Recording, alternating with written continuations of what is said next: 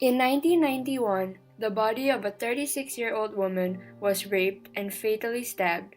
Her body later found in the men's restroom of the Phoenix, Arizona bar where she worked. Ray Crone, a regular customer, quickly became a target of the investigation. Bite mark analysis showed that Crone was guilty. He was convicted and sentenced to die. Sounds like well-served justice. Public officials in Arizona and across the country praised his death penalty conviction. He was labeled the Snaggletooth Killer. But here's the problem. Crone was innocent.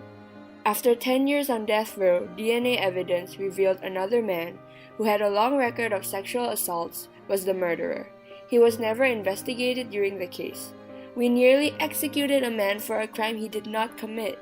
Ray Crone was the 100th inmate exonerated from death row since the death sentence was reinstated in 1976. That just shows how dangerous the death penalty really is. Even if you think that some people deserve to die, the government makes mistakes. That means having to accept the unacceptable. Innocent people will die. No matter how developed the justice system is, or how advanced technology is, mistakes can always happen. These mistakes cannot be corrected when the death penalty is in place because an execution cannot be reversed. But what if the death penalty doesn't make us any safer? It hasn't deterred crime more than life sentence without parole, nor have we seen a spike in murder rates following its abolishment in different states. Innocent people can and have been wrongfully sentenced to die for many reasons. Take Henry McCollum. He was sentenced to die for the rape and murder of an 11-year-old girl. After 30 years in prison, DNA evidence exonerated him. He returned home to his family trying to rebuild his life in an unfamiliar world. McCollum wasn't able to say goodbye to his mother and grandmother, who both died while he was imprisoned. I have never stopped believing that one day I would be able to walk out that door. I never stopped believing that. 'Cause long time ago, I wanted to find me a good wife. I wanted to raise a family.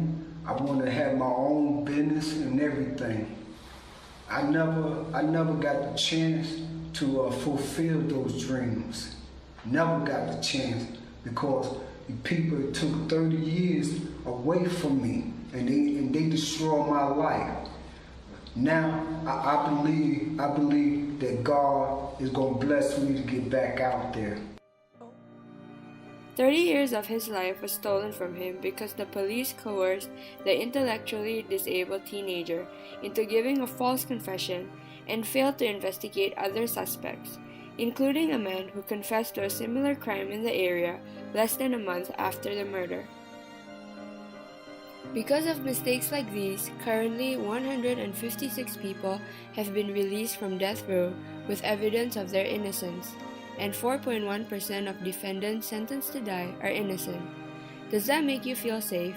How many more innocent people should we let die before we abolish the death penalty once and for all?